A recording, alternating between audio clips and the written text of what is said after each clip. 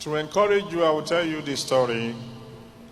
Some of you probably heard it before, of something that happened in 1980.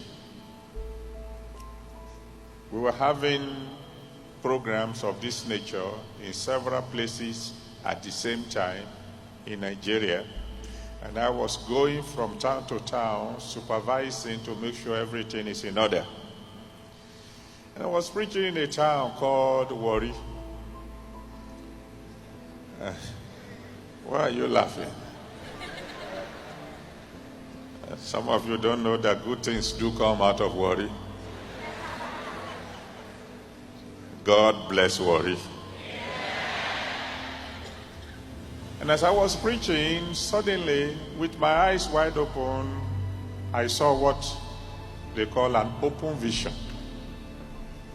In that vision, I saw a young boy who was born blind, receiving his sight.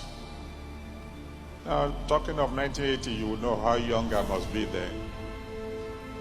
I wasn't quite as matured as I am now. So I didn't wait for God to give me the details of the vision before I jumped. I said, there is somebody here. There's a young boy, blind. God wants to open your eyes. Come quickly. Nobody moved. I know what I saw. I said, oh, baby, it's your son and he's at home. Go and bring him quickly. I'll wait. God wants to open his eyes today. Nobody moved. And I know my God doesn't lie.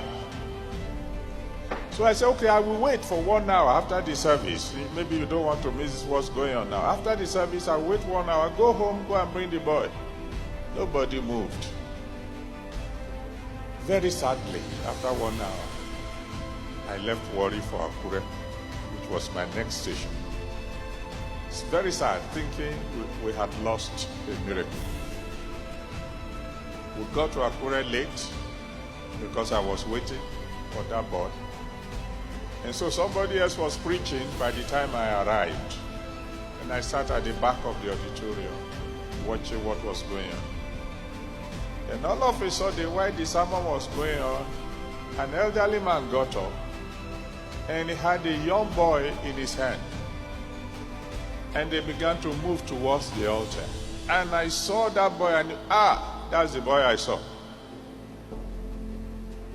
At that time, I didn't know he was, physically speaking, I've never had contact with them, but the boy was born blind.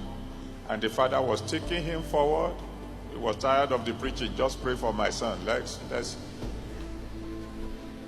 And as he was going forward, the big men who stand before the altar like this, I knew that they were going to say, no, you can't go to the altar when the preacher is preaching. So they were about to move towards them. And so I began to run to say to them, please don't push them into the crowd. That is the boy I saw. That boy is about to receive a miracle. I was running and the boy heard my footsteps and turned. And as he turned, his eyes opened.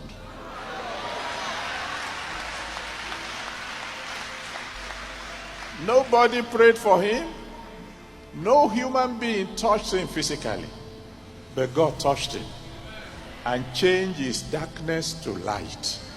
There's somebody here today. Nobody is going to touch you. Nobody is going to pray for you, but your darkness is about to change to light.